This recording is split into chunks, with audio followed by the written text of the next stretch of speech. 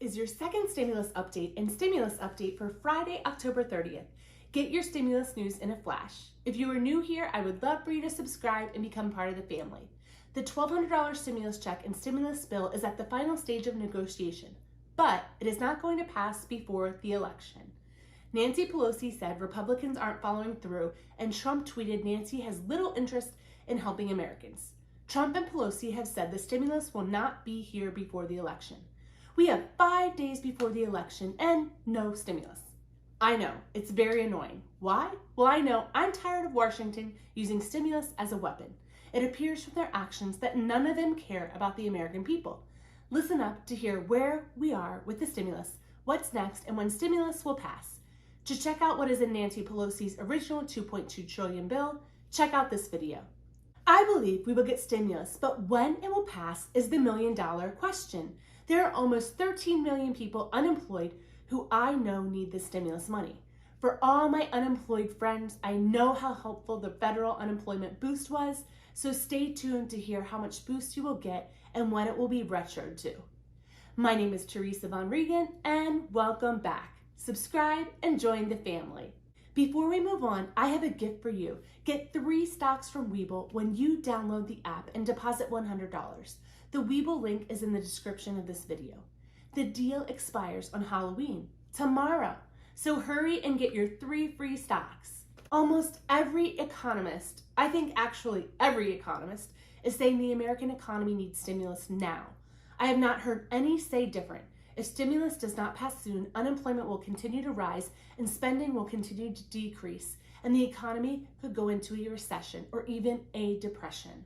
The stock market started falling this week, which many believe is a direct effect of no stimulus passing. The stock market has declined 6% this week. This is a huge decline for 1 week. Nancy Pelosi thinks the stock decline could push Trump into a stimulus deal. That could be possible because when the stock market drops and the rich start losing money, many of those rich, being our congressmen and women, start moving fast in Washington. Recently, our government dumped $2.3 trillion of our taxpayer money into the stock market to help boost the market. And if the stock market continues to go down, what happens to that $2.3 trillion? It could see a loss, which is not what the government wants to see, so this may rush the stimulus. The Americans most hurting are the middle class and the lower income. These groups are exhausting their savings and going into debt. Every day we do not have stimulus, we run the risk of serious consequences on the economy. The 2 bills that have been in negotiation are the Pelosi $2.2 trillion bill, as mentioned earlier, and the $1.8 trillion bill that was increased to $1.9 trillion by the Republicans.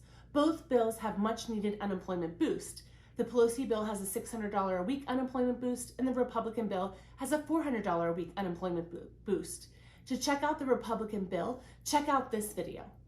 Both are retroed back to September. Pelosi and Mnuchin have not talked in days. Yesterday at 6 a.m., published in Politico's morning newsletter, was a letter from Nancy Pelosi to Stephen Mnuchin. By late afternoon, Mnuchin was responding in kind, tweeting out a letter to Pelosi that began dramatically. Dear Speaker Pelosi, I woke up this morning and read your letter to me in the press because you sent it to my office at midnight and simultaneously released it to the press. I can unfortunately only conclude it is a political stunt. Your all-or-none approach is hurting hardworking Americans who need help now. Mnuchin wrote in the last line of his 2-page letter to Pelosi. Pelosi's office didn't seem too shaken by this comment. Nancy Pelosi's letter said that they, meaning the Democratic Party, are waiting on a response on state and local funding, how Republicans will address stronger workplace safety, tax credits for helping families, child care assistance, how the Republicans plan to safely reopen schools, extend federal unemployment, and whether the Republicans will expect the testing, tracing, treatment, and national science-based strategy. You can see the link to Pelosi's actual letter in the description of this video. Last night, Stephen Mnuchin responded with this letter. I'm going to read you the letter because I find it very interesting. Dear Speaker Pelosi, I have spoken with you almost every day for the last 45 days in an attempt to reach a serious bipartisan compromise that would benefit the hardworking Americans who have been impacted by COVID-19. Mark Meadows, Republican Committee Chair, and I have dedicated endless hours to try to reach a compromise with you. Because your letter to me inaccurately describes the status of our current negotiations, I feel obligated to publicly respond. As I said publicly, we did not accept your proposal on dollars and language on testing as identified in Subtitle C of the bill. We provided minor comments with the exception of Section 548, Public Health Data System, Transformation, which we believe should be appropriately considered in the 2021 appropriations process and not a special COVID bill. On Subtitle D, which deals with contact tracing, we provided both written and oral detailed comments. My public comments never referenced contact tracing. Nevertheless, we provided you a reasonable response that agreed to the funding level, but included more authority to the states as they have varying circumstances. I would also like to highlight that while you hold up additional funding for testing and vaccines, the administration has made incredible progress funding both these areas with previous funding. These efforts have been led by hardworking officials in DoD and HHS. You should be thanking them instead of criticizing them for the work. In addition, we also have worked with the agencies and committee chairs to send you detailed compromise responses on the following items: appropriations, small business, employee retention tax credits, rental assistance, broadband, agriculture, and postal service. As it relates to state and local funding, schools, extended unemployment benefits, liability protection, and OSHA, we have provided reasonable compromise positions. On these major pillars, you have refused to compromise. We have also reached out to work on bipartisan basis with the Problem Solvers group. You have rebuffed this effort and said it has no relevance.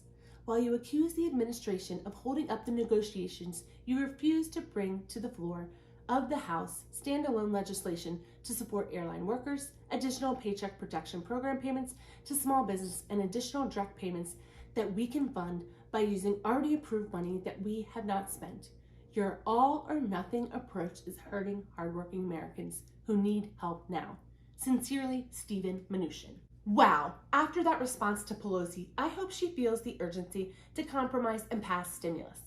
I would love to know your opinion. Who do you believe is responsible for us not having stimulus? Is it the Democrats, the Republicans, Nancy Pelosi, Trump, Mitch McConnell, Mickey Mouse, or someone else? Please take the survey in the description of this video and cast your vote.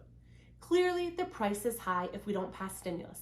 As mentioned earlier, all the economists have warned the swamp of politicians in Washington not passing stimulus is extremely harmful to the Americans. We run the risk of millions becoming homeless. Still, one big concern with Pelosi's stimulus is the money allotted for state and local government. The Republicans think $436 billion that she has written in the bill is too much. Democrats also want to use the state and local funding for pre-COVID debt. Republicans deeply disagree because they think it is a bailout for states that have mismanaged their money. If you want to learn more about the differences that need to be ironed out in the bill, check this video out.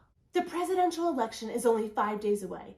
This is going to be one of the most interesting elections in American history. In the description of this video, I have a presidential poll.